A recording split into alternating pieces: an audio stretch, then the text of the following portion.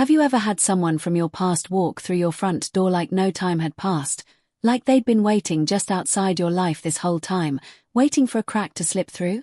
It was supposed to be an ordinary Thursday. My husband, Kyle, had left early for a weekend golf retreat with his colleagues. The house felt unusually quiet, as if it were holding its breath. I had a to-do list a mile long and every intention of spending the day in sweats with my hair in a bun and tea in hand. The plumber was scheduled to come by late morning to check out the leaking pipe in the guest bathroom. Routine. Necessary. Forgettable.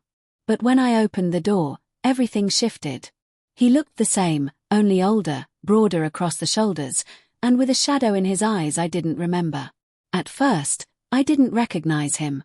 He wore a work shirt with a name tag stitched in cursive, Lucas. And when he saw me standing there, alone, something flickered across his face. Recognition. Regret. Maybe both. Then he said something that sent a chill down my spine. There's a private issue with the plumbing. Might need some special attention. Before I could respond, he stepped inside and closed the door behind him. And just like that, a door to my past swung wide open and my name is Amanda Carlisle. I'm 37, married, no children. I work from home as a freelance editor, mostly memoirs and self-help books, though I've always secretly dreamed of writing my own story someday. Not that I ever imagined the story I'd tell would begin with a plumber standing in my doorway, looking at me like I was a forgotten photograph he never meant to lose. My husband Kyle is good. The kind of good that's hard to find and even harder to explain without sounding ungrateful. He's stable, dependable, successful in a quiet way. He's never forgotten an anniversary, never raised his voice, and never once gave me reason to doubt his love. We met in our late 20s at a friend's engagement party. He brought me a drink I didn't ask for, and I laughed because it was the wrong one.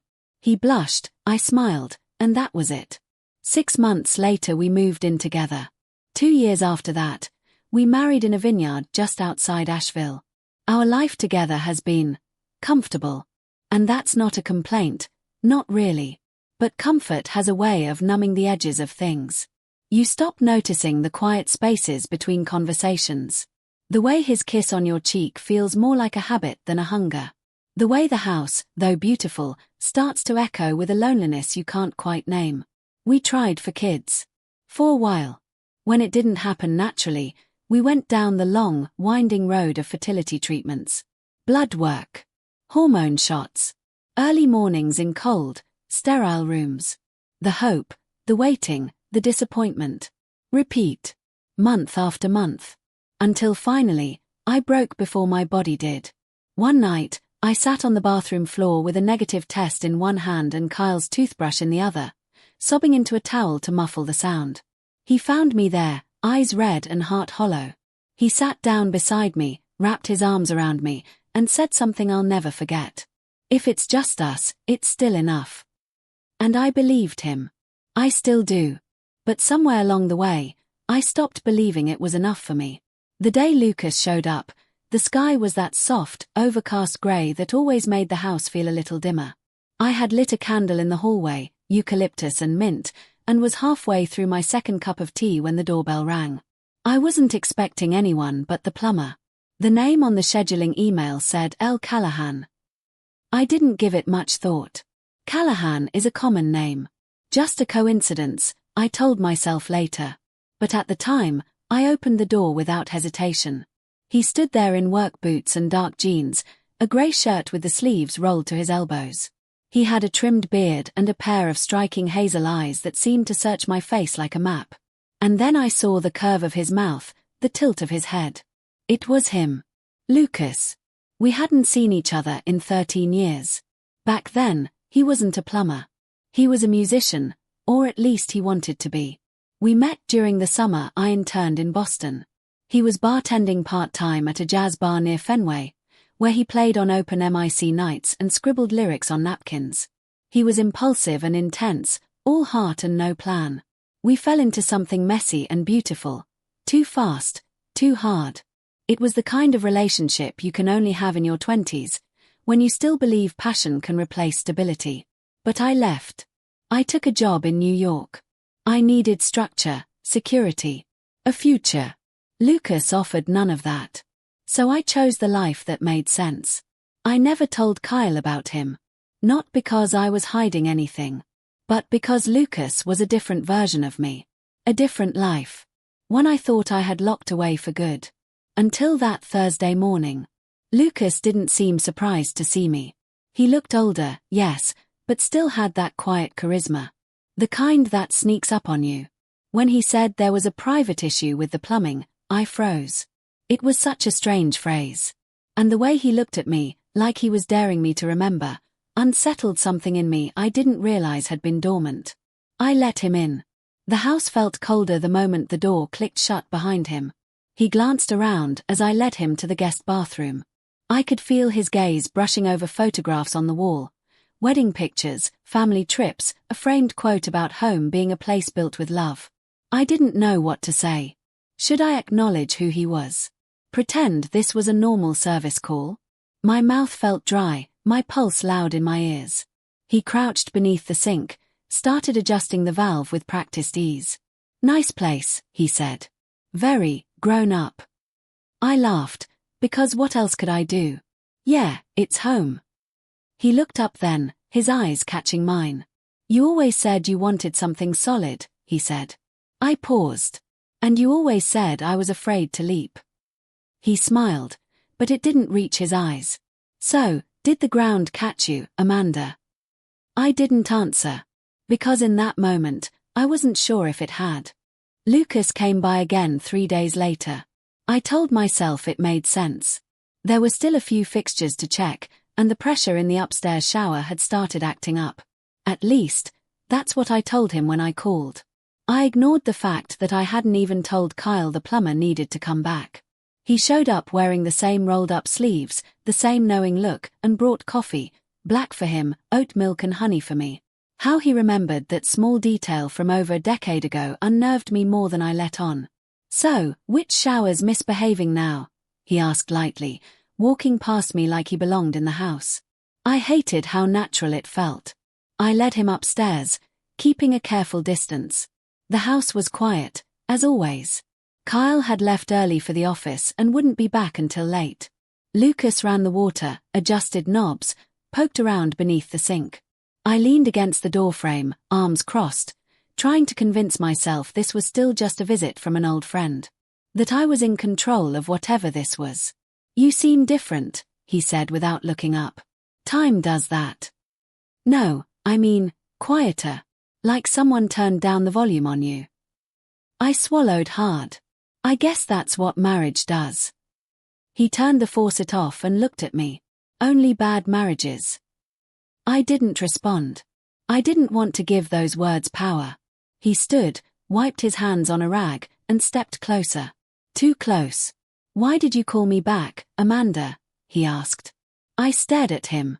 Because the pressure upstairs was off. The pressure's fine.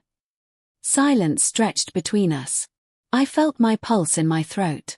He moved a little closer, his voice low. I didn't come here to fix your plumbing. You know that. I'm married, I whispered, as if saying it louder would make it more true. I know. He didn't move to kiss me, didn't touch me, but his presence filled the space around me so completely that I felt like I couldn't breathe. I stepped back. You should go. He nodded. Okay. But he didn't leave. Instead, he turned and looked at a photo on the hallway wall. Kyle and me in Hawaii, wind in our hair, smiling at the camera. He seems like a good guy, Lucas said. He is. But he doesn't see you. His words sliced through me like ice. I hated that he could still read me like that. That he could see things even I wasn't ready to face. Later that night, Kyle came home tired. We ate dinner in silence, the TV murmuring in the background. He asked how my day was. I said fine. He didn't press. He never did. He kissed my forehead before bed. The kind of kiss you give a sister. Or a roommate. I lay awake for hours, staring at the ceiling. The next morning, I texted Lucas. Still having issues with the downstairs sink. Can you come by? He replied almost instantly. Be there in 20. And just like that, a pattern began. Lucas started showing up once or twice a week. Sometimes with a tool bag. Sometimes without one. We'd talk. Share stories. Drink coffee. But each time, we edged closer to something neither of us wanted to name. One afternoon, I confessed what I hadn't told anyone. I feel invisible, I said, my voice trembling. I don't know when it started. But sometimes I look in the mirror and I don't even recognize myself. Lucas sat across from me, legs stretched out, fingers laced. Maybe you were never seen the way you needed to be. I shook my head. It's not Kyle's fault. He's doing the best he can. Maybe. But that doesn't mean you're not starving. That word, starving, hit me in a place I didn't know was hungry. I tried to pull away emotionally, tried to keep boundaries in place. But it was like trying to hold back the tide with a teacup. I started looking forward to Lucas's visits more than I cared to admit. Started dressing just a little differently on the days he came by. Curling my hair, wearing that deep green sweater I knew brought out my eyes. I told myself it was innocent. That nothing physical had happened. That lines, once crossed, were only theoretical. Until they weren't. It was raining the day it happened. A soft, steady drizzle that made the whole house feel like a memory. Lucas had come by to check on a small leak under the kitchen sink. I was wearing socks and one of Kyle's oversized shirts, hair pulled up in a lazy bun. He looked tired. Sad, even. You okay? I asked as he dried his hands. He looked at me like I was the only person who had asked him that in years. I thought by now, he said slowly, I'd be somewhere else. Someone else. I sat down across from him. What do you mean? I mean I thought I'd let you go. But I didn't. I think I just buried you deep. And then he stood. Walked over. And kissed me. Soft. Careful. Like asking a question with his lips. I should have pulled away. But I didn't. It didn't last long. A few seconds. A breath held too long. But everything inside me shattered and rearranged in that moment. Guilt. Relief. Hunger. Regret. They all collided inside me like storm clouds. When it ended, we didn't say a word. He stepped back, grabbed his jacket, and left. I sat on the floor in front of the sink, shaking. I didn't tell anyone. Not Kyle. Not my sister, Maggie, who would have told me to burn the whole house down before making a mistake like this. Not even Claire, my best friend, who noticed the change in my voice but didn't push hard enough to find the truth beneath it. The next time Lucas texted, I didn't reply. And yet, I kept staring at the door. Waiting. Afraid of what I had let in, and what it said about everything I thought I knew about myself. It was a Tuesday when the house stopped pretending. I'd managed to avoid Lucas for nearly 2 weeks. No texts, no visits, no lingering glances at my phone waiting for his name to flash across the screen. I threw myself into work, forced laughter at Kyle's tired jokes, and organized the linen closet just to keep my hands from shaking. But it was all theater. My mind was a loop of what did I do and why did it feel so real? The moment of reckoning came quietly. No dramatic confrontation, no lipstick on a collar, no accidental voicemail. Just a box. Kyle was working from home that day. He rarely did, but a client cancelled last minute, and he decided to catch up on paperwork from the den. I was upstairs, folding laundry, when I heard his voice, low, confused, call out to me, "Babe." I found him in the kitchen, holding an open cardboard box that I hadn't seen in years. It had come from the attic, or maybe the crawl space, one of those places we forget exist until life drags them out. "What's this?" he asked. I froze. In his hand was a photo. Old. Faded. Me and Lucas, barefoot in the grass, arms around each other. Both of us sun-drenched and impossibly young. There was a torn edge where I'd ripped it once, then later taped it back together like I couldn't bear to lose it completely. "I found it with your college journals," Kyle said. His voice was even, but his eyes were glassy. "I didn't know you ever lived in Boston." I tried to speak, but my throat closed around the words. He looked at me, really looked. Who is he? The lie sat ready in my mouth. An old friend. A classmate. A name I barely remember. But something in Kyle's face, his vulnerability, his quiet pain, stopped me. "That's Lucas," I whispered. "We were together a long time ago." He nodded slowly, processing. "And recently?" I said nothing. The silence between us was louder than any confession. Kyle set the photo down on the counter like it weighed 100 pounds. Then he did something I didn't expect. He sat down. Not with anger. Not with fire. But with sadness so heavy I could feel it settling into the walls. "Did you fall in love with him again?" he asked. I sat across from him. My hands trembled in my lap. "I don't know," I said. "I don't even know if I ever stopped." The words spilled out before I could stop them. "I don't even know what love means anymore, Kyle. With you, I've had peace. Safety. A life I can count on. But with him, I felt alive. I felt seen. And I hate myself for saying that because you've never done anything wrong. You've been everything I thought I wanted." He didn't interrupt. "I'm not blaming you. This isn't about you. It's about me, realizing I've been asleep in my own life. Pretending I'm fine when I'm not. I didn't go looking for Lucas. I didn't plan any of this. But when I saw him, it was like something I buried years ago came rushing back." Kyle looked down, his voice barely above a whisper. "Was it just one kiss?" I nodded. "Yes. That's all." But even that felt like too much. He was quiet for a long time. I could see his jaw clench, his hands forming slow fists on the table. "Why didn't you talk to me?" he asked. "Why didn't you tell me you felt so lost?" Tears blurred my vision. Because I didn't know how. And because I didn't want to admit it to myself. He nodded again, slowly, the way someone does when they're trying not to break in half. And then he stood. "I need some air," he said, walking to the door. "I'll be back."